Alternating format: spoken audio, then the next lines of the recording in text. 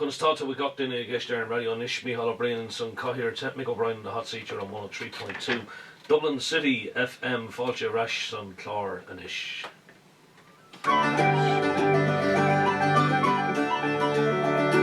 Yeah, you're very welcome to the programme, folks. You're on Sinead here, Ireland's longest running Irish folk music programme, and we've been here for about 4 centuries at this stage, and we're still in full makeup, Lar.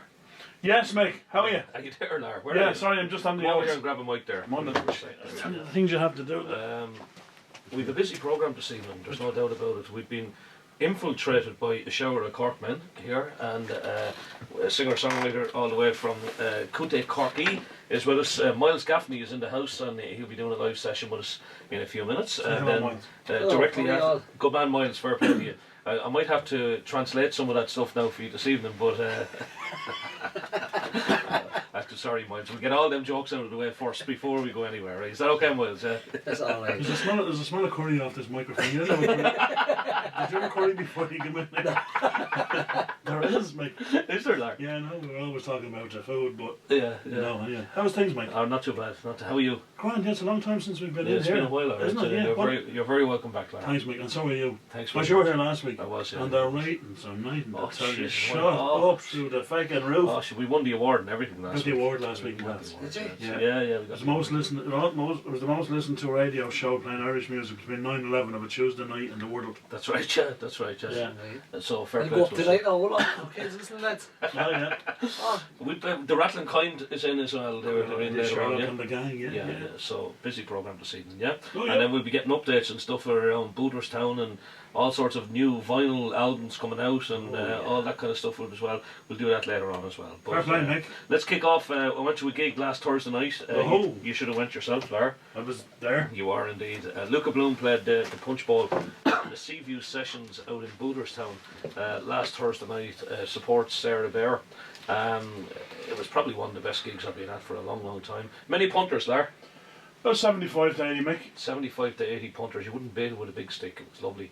The room was gorgeous. The sound was lovely, and he was in cracking form himself. He's 61 there. And he looks every hour of it. He doesn't. No, he looks great, Mick. He looks about 40. I'll tell you now. Yeah. I thought we were going to talk about all this later, Nick. But Sorry. See, this is all the planning we do. You know what I mean? Yeah. Myles, we something mix it down every week. We have a meeting. Yeah. You wouldn't believe we're here at 9 o'clock on a Tuesday morning. Tuesday evening. We slip in here about 2 minutes to 9. What are we going to talk about? I have no idea. We just get on with it. Yeah, Mick, it was one of my favourite gigs in Booterstown. Yeah. And it was a year anniversary almost. Because was it? Yeah, John Spillane kicked off about this day, the 23rd, 24th of April last year. Yeah, very good. Yeah, it was a Saturday night, and he was on the Late Night Show the night before. Do you remember seeing the dance of the cherry trees? He absolutely rammed the place, didn't he? He did, Jan. He forgot to mention the gig in the interview. I never go mad in the pub. He's a fucking level. I thought he was going to mention the gig. And he never mentioned it. And you the whole of Booterstown looking at it. They were all looking at it. They would have mentioned the gig. It was like everyone sitting around waiting for your man to take the penalty against Romania. You know, everyone sitting there with your phone saying, do it. He didn't do it. It's like Dave O'Leary missed. That's right. Do you remember when Dave O'Leary took the penalty? I was just going to ask you that. Who was the one? Who was Daniel Tamonte. That's right. Tamofty. Yeah. You're thinking the man Del Monte, the man who likes to say yes. And tell me this: when Packy Bonner saved it before that, did he save it to the right or to the left? Oh, to his right, of course. To his right. Spot on. Stop that. But that wasn't it. Dave O'Leary had to go after that. He did, that's right, yeah. And he was the most unlikely man to take the penalty, wasn't he? Because he was a back. Yeah. He played for Arsenal, he'd never scored. He was a bit like myself, he was like the back end of a pantomime horse. It's like the film The Van, you might say, David O'Leary! Let Christy take it. He takes all Arsenal's penalties. One of my favourite films, The Van. There's me thinking this was a music show. Well, that was the longest introduction that Luca Bloom ever got to a song anyway. So. Anyway, he was brilliant, Mick, no doubt about it, but we'll talk about him a little bit more. He was awesome. Absolutely. This is one of my favourite Luca Bloom songs, and I have many, but this is one of my favourite ones. It takes you to, and all our listeners listening to us across the world, particularly in America, particularly in Manhattan as well. When this song is played, I'm always transported to Manhattan, and you can see myself rising up out of the subways in Manhattan and taking a look around 42nd Street and so on. And that's the power of a great song, I think, that it can transport you from where you are to another place, and you're there, you're living it, you're breathing it, and this is your country. Luca Bloom. In the late 1980s, and a song that details the story of the undocumented Irish in America, particularly in Manhattan and the borough of the Bronx and so on. And sad story indeed, and you'd kind of hope that it would be sorted out so soon, because there's so many people whose lives are kind of hanging in the balance in terms of whether they can return to this country or not. So that was called This Is Your Country. Okay, let's push on this evening, and I'm delighted to welcome into the studio for the first time singer-songwriter all the way from County Cork, Myles Gaffney. Myles, you're very welcome. Thank you, Michael. White. Fair play to you. And he comes from a long line of Cork musicians, singers, songwriters. Like, if we look at the history of Cork music, and we can go back to Stoker's Lodge and Jimmy Crowley and John Spillane, of course, Ger Wolfe, the Sultans of Ping FC. Do you remember them? I do. Dancing in the disco. And Jimmy McCarthy, of course, and we can try and add Myles Gaffney's name to that as well. So, Myles, we'll start off with a song and we'll see where we go from there. Yeah, of course. Good man. This is a song called No Criminal in Me. It's off my new album. I dreamt I met a man named Bobby Sands from Belfast. He told me of his childhood and his youth. In the back streets of Twinbrook, I played from morning till night. We never shone no hate on others, that's the truth. But there's no criminal in me, I long for us to see. My country's at peace, and my people are running free. Why I had life in me, I stood with dignity. I fought them strangers till the moment that I died. I fought them strangers till the moment that I died. See, these strangers came and I saw my people suffer.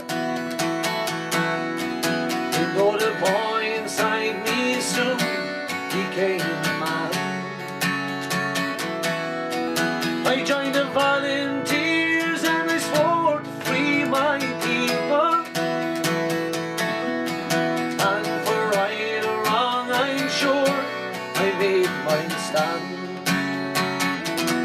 But there's no criminal in me, I long for us to see. My country's at peace, and my people are running free. Oh, I have life in me, I stood with dignity. I fought them strangers to the moment that I died. I fought them strangers to the moment that I died. You see that house there, it's the home of Joe McDonald. We were arrested to spend 14 years in jail. But I had one last card to play for those strangers.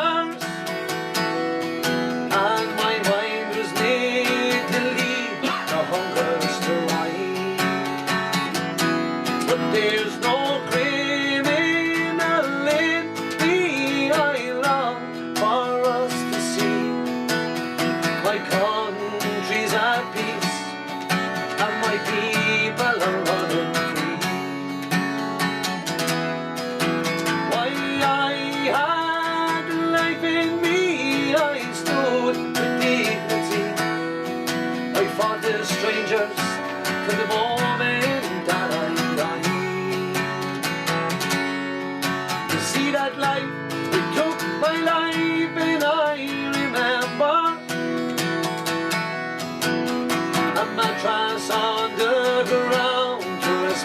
head. A blanket as my shield, I stood proud and I stood tall. And that mural there, it says Bobby Sands, that's me upon the wall. But there's no criminal in me, I long for us to see a country at peace, where my people are running free. And while I had life in me, I stood with dignity. I fought the strangers for the moment that I died. I fought the strangers for the moment that I died. I fought the strangers for the moment that I died.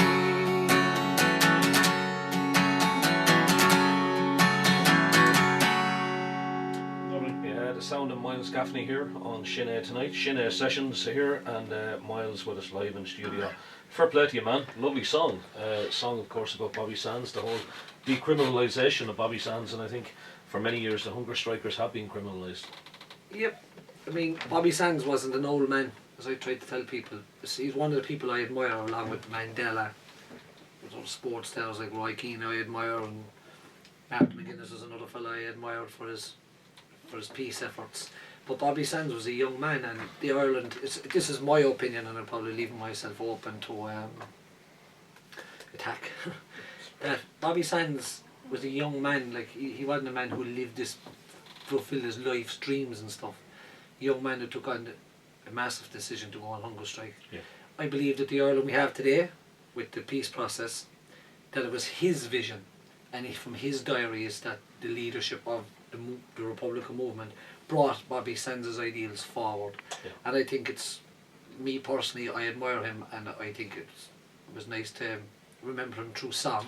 And he also gave us some great songs back home in Derry, and absolutely. Song for Marcella, Sad Song for Susan. Yeah, yeah. You know what I mean? So I like writing songs for people that I admire personally myself. Yeah. I think history in years to come will show the true meaning of the men who embarked on that hunger strike back in 81. And let's not forget that there was a hunger strike before that in 1980 as well. And then there was the blanket protest in 76 as well, the introduction of internment in the 70s. But I think we will look differently on it, because I think we are beginning to come out of that era where there's a shame and an embarrassment around that particular event that happened. Well, I always say that there's a certain part of Irish society who will always be ashamed of our history. History can't be rewritten and it can't be changed, and it is what it is. And Absolutely, yeah. singing songs about Bobby Sands now, or Francie Hughes, or anyone from that era, it's nearly 40 years on. So it was like singing about James Connolly and Padraig Pearse in the 60s. Yeah, yeah, absolutely, yeah. Right? And it's okay now to sing songs about Connolly, you know, Pearse, MacDonald, or anybody, Markovics. It was okay as time went on. Yes. And I think eventually Irish society will accept that part of our history. Well, you still have that label of what they did this and they did that, but these people that are saying that didn't live through it, like. you would like to think so, and I think in time to come, in 50 years' time, and we sat with Lara off and talk about this here on the show. In 50 years' time, what kind of music will we be listening to? You know, at a session some night, will you be able to take out the beatbox and start rapping, or will there still be ballads there? Will there still be folk music there, and whatever? And even and as you say, rightly say, that as time has moved on, the hunger strikers now, as you say, in the 60s, have taken the place of the patriots of 1916. So will that continue on, I wonder? Well, I mean, I'm at the stage now where I'm singing songs that I want to sing personally, and I'm going to write songs about. I don't see anybody writing songs about that. I was due to meet Mark McGuinness a couple of weeks ago. Unfortunately, he passed away, God rest his soul. Yes. I was going to. I have a song. Well, it's nearly done, but I was going to meet Martin, and we were just going to have a talk, and he was going to maybe give me some, you know, maybe personal or some advice regarding the song. It's a song about peace. And it's about Ian Paisley too. It's about two men of totally opposite beliefs and came together for the sake of their people. Yeah. It wasn't for them. There's a film coming out about that That's there now right, soon yeah. as well, yeah. And I'm actually going to hold off on some of the lyrics until I watch that film too. Yeah. Now, even though I have good knowledge of it, I'm not saying I know everything, but I have good knowledge of the whole peace process, Good Friday and stuff. And so I'm personally going to take on that role of writing songs, not all the time, but of kind of, say, from mid-90s up to now, because I don't see anybody writing it, like, and I think there's a market there because people want to listen to our history through sound, you know, music. Well, having listened to your songs over the last while, some of the songs that you've written, you're certainly finding that kind of niche of social commentary in terms of dealing with social issues, dealing with events of the day, and so on. And like that's certainly my own personal view is that that's folk music. That's really what folk music is about, and that's what folk musicians and balladeers have done down through the centuries. They've all done that, right back to Cormac Ceollach MacArt back in the year 250. He was doing that kind of stuff, and he was into that kind of stuff. Damien Dempsey today is doing it. Christy Moore done it in his day and still continues to do it, and so on. And I think you're finding that niche as well. Like songs that you've written a song called "The Devil on My Shoulder." I was listening to that over the weekend, and it's a very, very powerful song. Tell us a little bit about that, will you?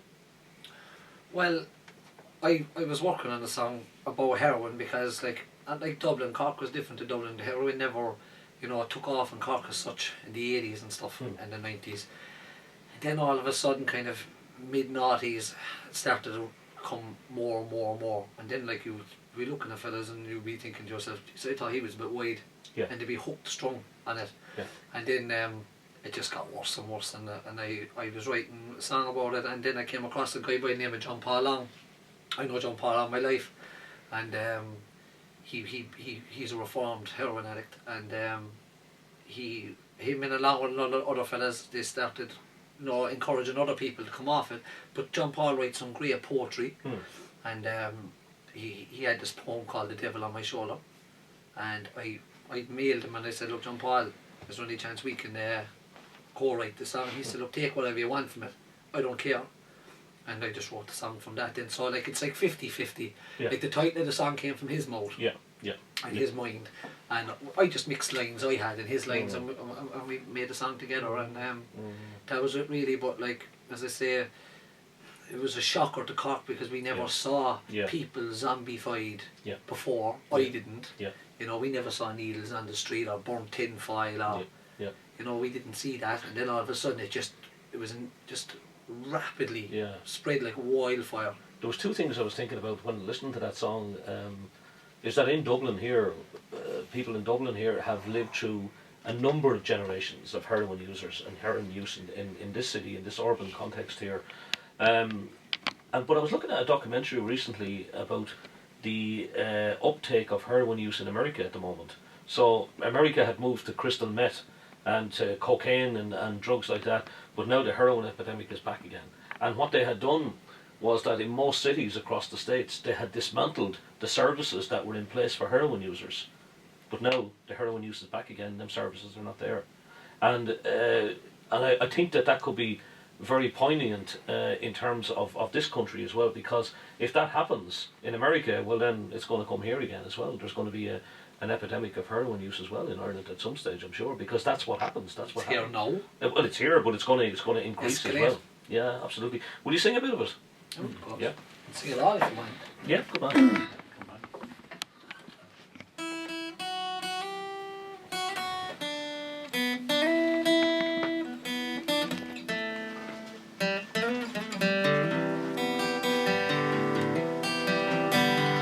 Everybody's talking about the junkies on our street.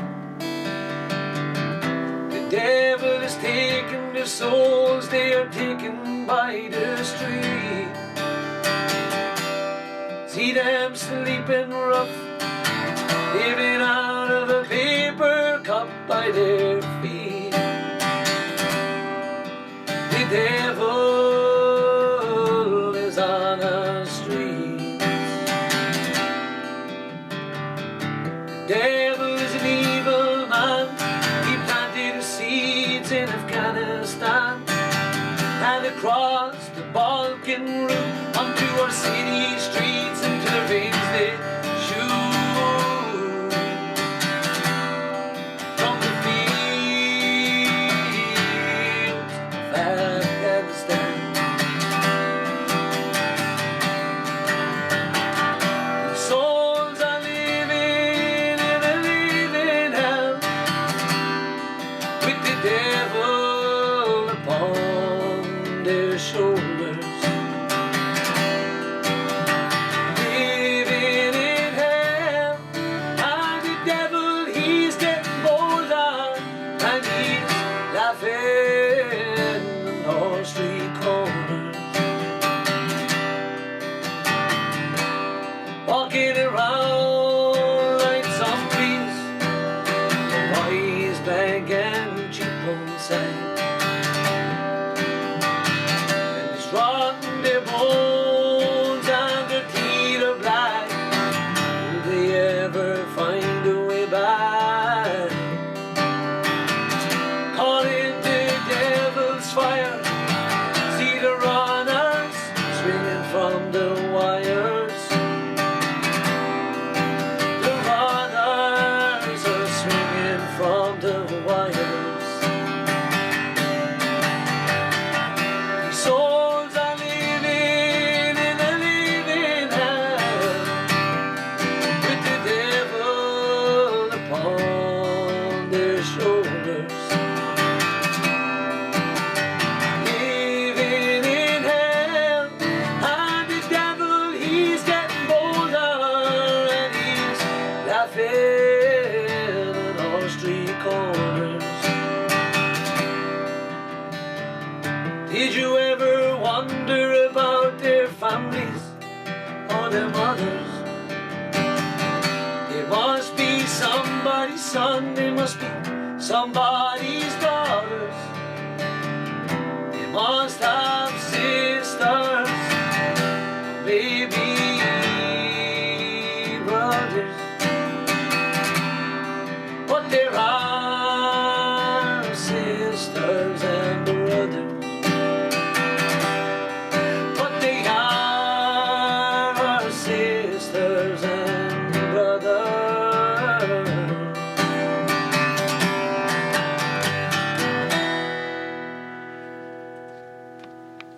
Yeah, the sound of Myles Gaffney here tonight on Shinee, folks, and that one's called "The Devil on My Shoulder." Yeah, the runners hanging out of the lampposts and the wires and the signal of drugs on sale. And again, it creates that kind of that picture again. It's a horrific thing to see a generation of people wiped out, really, isn't it? In terms of heroin use or. Like, I was shocked at some of the people I met. Like, say, what story with you, eh? It's like a fella said to me, like it was like as if he was giving up fags. He says, "Ah, sure, I'm on the needle 6 years, no Miles." He said, "Would you have €2?" I said, "What?" It was like someone gave me a belt of a hammer, because like I couldn't believe it. Yes. It was just as if it wasn't a normal thing. Like, Yeah. I'm on the needle 6 years. It was normal. Yeah. It seemed normal to him, and it seemed normal to me. And so many cases, it is normal. It is the whole idea of drug use and addiction has become normalised. And go mad over the same fella, because such a nice fella and everything, and he's trying all right, like to sort himself out, like what I mean. Yeah. Like, and like that, like he's not a bad person, and his family are lovely people and all, and it's just that. And generally speaking, just got caught up in it, like. That's generally the way, isn't it? Like, you know, when you take the drug away from somebody, like it's they become different people and so on as well. So it's a horrible thing, but. They're the kind of songs that you're writing. But you know what? I was also fascinated over the weekend to. You have a very famous song in Cork. Well, you have a couple of very famous songs in Cork. but one of your famous songs is the Keane song, right? Oh, Keane! I thought you were going to come up with something else. North Side Till I Die. Yeah, that's another one as well. We'll get to that now in a few minutes, right? But the Keane song. I listened to the Keane song and I said, "Jeez, that's a really good song. I like that song." But then I heard you telling the story behind that song. Yeah. Maybe you'll tell us that, will you? Yeah, well, my mother died when I was 10, okay? And Roy Keane, was just after signing for Manchester United at the time when she died. And I have an uncle by the name of Dennis Cummins. And there was a family connection between Dennis Cummins and the Keanes. I'm not sure now, but there was a connection there. And he got word to the Keane family anyway, and it got to Roy. And Roy brought myself, my father, Dennis, and Alan and Edward to be Dennis's sons, to be first cousins of mine. And he brought us over to Manchester, and he gave us the best seats you could ask for, because George Best and Kennedy and all the what's your man? I'm a Liverpool fan. Robson and all these fellas. You were a Liverpool fan. I remember Kennedy was there though. Yeah, but he brought us over and he looked after us big time over there, and I spent all my life like just wanted to say thanks to Roy, really. Yeah. So then I said, right, when I started the songwriting 2 years ago, like I'm only at this 2 years. Yes. And I said, right, I'll write a song for Roy in it to say thanks. And then a few weeks ago, and I have to give him a mention, the chairman of Core Ramblers, Bobby Donovan, the famous handsome Bob from Cork City, from the north side. I said to Bobby, look Bobby, you're bringing Roy down, what's the crack? He said, well, you're no bach. That's a Cork saying, right? That you're not a fool. Right. You're no bach. He said, I think Roy will have no problem, and you know. Yeah. So I framed the single for Roy. Right. And I got another fella, Tommy Murphy there from VMS Ware. He makes up the frame for me. He made up the frame of Roy and pictures of Roy's career, everything from Rockmount to the Kennedy Cup team in Cork, right up to his managerial role with Ireland. Yeah. I presented it to him on the stage down in Silver Springs Hotel in Cork. And I walked up to him and I was, do you know what now, Mick? I can't remember it. Yes. Because I was concentrating so much. Don't Yes. trip. And don't knock over. Don't stutter. And you did. Just like, no, I did not. I done 2 cartwheels walking out onto the stage now. Come on. But no, I went up to him and he got up off the seat and we just locked hands and I said to him, look, I looked him straight in the eye, and because I wanted him to know that I was genuine. Yeah. To me, the 1,400 people that were looking, or 1,200 or whatever maybe, weren't there. This was me and him, and I had to tell him what I thought of him. And I just said, look Roy, I said, look, before we start, I said, I just want to say thanks to you for what you've done to me. And he said, there was no problem, Myles. And I said, anyway, we had a bit of small talk, and I said, anyway Roy, what did you think of the song? And he said, thought it was pretty good. And I said, well, it must be great if you said that. And somebody took a picture of it. Actually, it was my daughter, Casey, and she's listening. Hello, Casey. And she said to me, she took the picture, and it's great because she caught the two of us smiling, kind of pulling back, Yes. shaking hands. Yes. It's a great photograph for a child. She's only 11. Yeah. And I walked off the stage and I sat down next to my father, and I said, Dad, I said, did that just happen? You know, like, but it was something off my bucket list. It was gone. Absolutely. I needed to thank him, and I know he's done. The man is unbelievable, and he does so much stuff that nobody knows about. Yes. Flying in and out of here, Yes. and sick children, Yes. and everything, and he doesn't want no paper or anything like that. But I just had to say thanks to him. You know, Tell me this. 23 years I waited to say thanks. 23 to him. years. Yeah, yeah. What kind of an effect does that have on you, though, in terms of like losing your mother at that age? You were 10 years of age. Yeah, she died of cancer. She was only 34 herself. Jesus. And many kids? 3. There was me, my sister Kate, and Carol Ann. But my father remarried in again to a lady called Sarah Ward from Dungarvan and Walford, and they had 3 children. And my sister died, Grace. So then there's Sean and Emma, who are still living at home. And then there's my own wife Grace and my twins and Jake. But when my mother died, I suppose, do you know something? Funny you should ask me that, because in later life, when I was a young fella, it didn't really bother me. It was just like, your mother's gone and that's it. Yeah. Like, you just live with it. Yeah. But as I grew into adulthood and teenage or into adulthood, and my songs and stuff, and a lot of stuff I write today, I've big faith, Mick.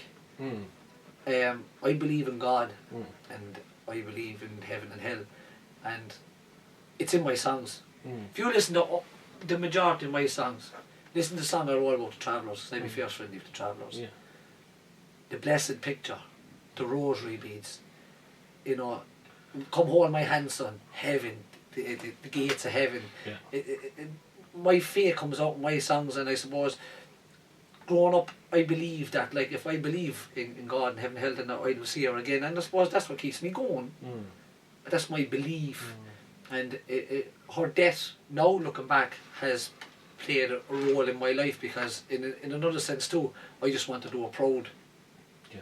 Do you know what I mean? Well, I'm here. Yeah. Do you know what I mean? I think as well sometimes as well that when people go through, like myself and Lara have had many people sitting in that seat where you are this evening, and you know, people that have come through all sorts of difficulties in terms of addiction, in terms of whatever it might be. But it seems to be that people who have come through difficulties in their life have a different perspective on life, completely different perspective on life, and they're able to go to a place inside them that other people are not able to go to. Well, the songwriting does me first favours. Like, I was only talking to my wife about it the other day, actually, because somebody said to me, Myles, are you even listening to what I'm saying? Yeah. And I'm like, sorry, I was in that place. And the place is like, my mind is, I'm thinking about something, like I'm saying, yeah, I'll do that, I'll write this and I'll write that. Yeah, it definitely did have an effect on me, and it's affecting me now, because I wrote some good songs too from it, like, especially Come Hold My Hand, Son. Yeah, I listened to that one this evening, actually, and a very emotional song, a very powerful song. Outside of Keane, that was the one that kind of gained me more following then, because I released that after Keane, because I needed something strong. And every time I release a song, like, I'm actually like, oh God, did someone like it? Or, do you know what I mean? Are they all going to give me thumbs down, or they want me thumbs up? Or every song right now, every song I do is kind of like when people like it. Yeah. That song, Come Hold My Hand, Son. I was listening to that this evening, and I was just thinking to myself that the version that I was listening to was live on stage in Cork somewhere, I think it was, and you had a full band and stuff with you as well. Yeah, that was the PAV, I was just thinking, how difficult is it to perform a song like that night after night after night, because it requires emotion. It really does require emotion on your behalf. Well, it doesn't, because I've dealt with my mother's death, like, through my fear, okay? Yeah. So when I sing that song, I'm singing it for her, to say, look, this is your song, and I hope you're proud, and do you know that this is the way it is. This is the life that has been set out for me, and I have to live it. And that's it, and that hopefully we'll hook up again someday. Okay. So I don't want to get upset or anything by it. Do you know what? Do you know what actually does get to me though sometimes? What's that? When the crowd sing the song back to you. Yeah. Do you know what I mean? Yeah. And you're like, whoa. Like, it took me 13 years, Mick, to write that song. Wow. I started writing that song with two friends of mine. We had an old small band. Yeah. And we used to be playing songs, and we used to be playing Wonderwall actually for about 10 hours every day. The only song we know. And I started writing that song back then. Nice. And then when two and a half years ago, when I went into the songwriting stuff, I said, right, I'm pulling that song back out, and I'm going to make it the way I want it. Yeah. You know, it was originally called Anniversary. Right. For what reason, like, and all that. So, give us a blast, will you? And we'll come back to Keane as well.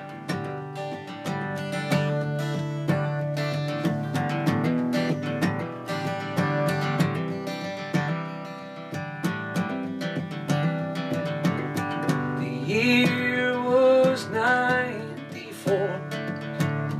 God came knocking on our front door, and I made this 7. He took my mom to heaven. No more suffering and no more pain. Pretty can be ugly sometimes, and sometimes I wonder what goes on in the mind of God. By night and by day I watched her fade away. She said, come hold my hand, son, I've been long to stay. Your daddy's there to mind you. I will always be by your side. Now as I've left all these memories of bright blue eyes and the locks of blonde hair, and oh, how I wish she was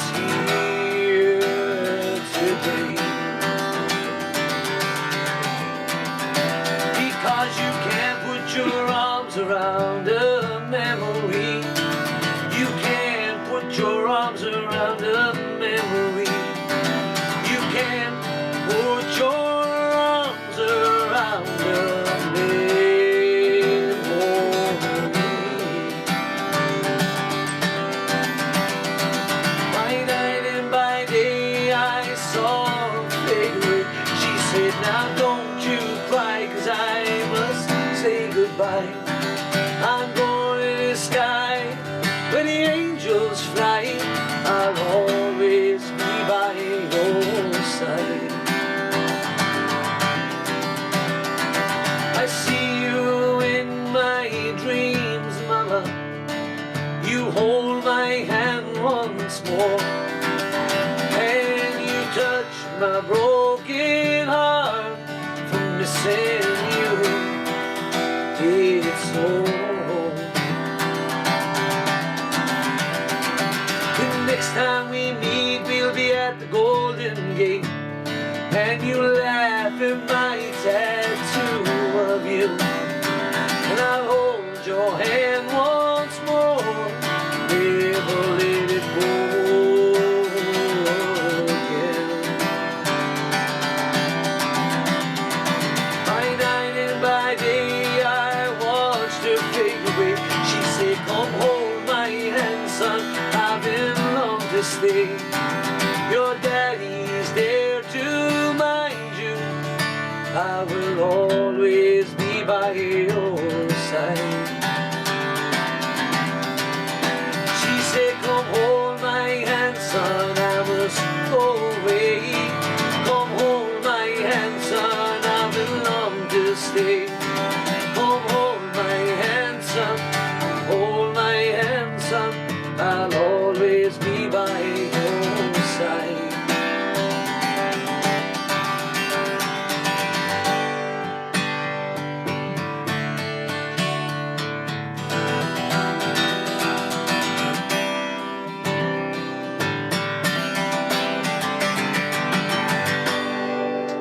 Myles Gaffney here on Shinna tonight. Shinna Sessions live in studio. Myles all the way from County Cork, and great song. I love that, Myles. That's lovely, absolutely lovely.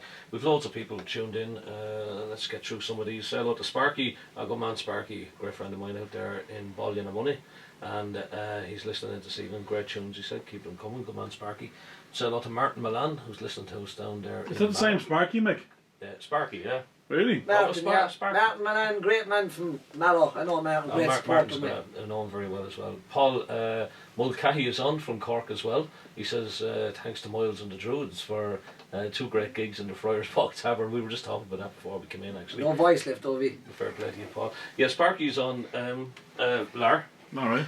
We looking to get somebody? Oh, yeah. Sparky's our contact for Damien Dempsey, so do your work there, Sparky, and let's get that sorted again some other time. And plus, you know, maybe for another thing as well. Yeah, out in Booterstown. Give us a shout, Sparky, there after the show, and we'll see what we can do. All right, good man, fair play. Say hello to Patrick Johnson listening to us as well, out there in Detroit, in Michigan as well. So fair play to you, Patrick. I know he was at a convention over the last couple of days. In Illinois, an Irish festival convention, and we might get him on over the next few weeks to have a chat about that and see that. So lots of good wishes coming in as well, Myles, from all over the shop as well. Thank you very much, people. Yeah, we're live on Facebook, and we're also broadcasting here on the internet as well, and of course to our local population in Dublin town. Okay, Myles, we'll definitely have to get the Keane on before we go. There's no question about that. So, Keane being your ultimate hero, would that be fair to say? Or Yeah, was he that is. anyway? I done an interview last night as well, right? Right. This new crowd there in Cork, Unity Media. Brian Sullivan, local for the sound, and Alan Gould, 2 really nice guys. And we spoke a lot about Keane actually, and I said in the interview that we will never again see a sports star in this country as Roy Keane. I think never ever again. I went to see a thing. Myself and Paddy Mangan went to see a thing just before Christmas, I think it was, in the Viva Stadium, and it was an audience with Roy Keane and Martin O'Neill, the two of them. I think there was only about 100 people at it, and it was the first time I ever met him in person, but I was just blown away by his sense of humour. He's so funny. My tears run down my eyes below So Silver Springs at him. He's so quick and yeah. witty, and you wouldn't think it is. I think that people just pick the guy up. Yeah. I don't know, but to me, I just think he is. His drive, his ambition, everything. He's a winner. Yeah. He just everything he does is the best. Yeah. You know what I mean? I love him. I love him as well. Yeah. Okay, let's get it. Keane, yeah. On the way church, playing fields of Cork's Rockmount Park. They say the young fella Keane, he's gonna make his mark. He's some load of more than Mayfield, he's the best one on the team. They say he'll be the greatest player that Ireland's ever seen. And they talked to Keane when he was just a little boy. They talked to Keane, a young fella called Roy. They talked to Keane on the Cork city streets. They talked to Keane, say they go across the sea. They talked to Keane, signed up by Cove Ramblers for a couple of pound a game. St. Coleman's Park would be the place where I would make his name. He worked hard and trained hard like the days of the Kennedy Cup. And soon he caught the eye on a great Brian Clough. Clough wanted Keane to put him to the test. Clough wanted Keane because he's better than the rest. Clough wanted Keane to play for Notts Forest. Clough wanted Keane, Clough wanted Keane, and Clough got Keane. Now Clough he signed Keane for £100,000, and soon he was the main man at the city ground. The Mayfield boy had made it, he was Cork's finest son, and now he was on the shopping list of Alex Ferguson. He wanted Keane for the theatre of dreams, for he wanted Keane to be the captain of his team. He told the faithful he'll be the best we've ever seen. And the Old Trafford faithful, they love the Roy Keane, and they love Keane playing for his country. He was wearing Ireland's green. No better leader could we have than Cork's Roy Keane. He put it to Vieira, he took out Zidane, and he split the whole nation with the saga in Saipan and in the papers. It was all Keane in the media. It was all Keane on Sky, RTE, radios and Fox TV. It was all Keane. It was all Keane. The talk was Keane. The glory days at Manchester had come to an end. It was off to Celtic in Glasgow's East End. Like a warrior going to battle, he led out his troops and finished up his playing days in the Glasgow hoops. They chanted Keane all around Celtic Park. They chanted Keane all around Parkhead. They were chanting Keane up and down the Gallowgate. They were chanting Keane. They were chanting Keane. The sense of Keane.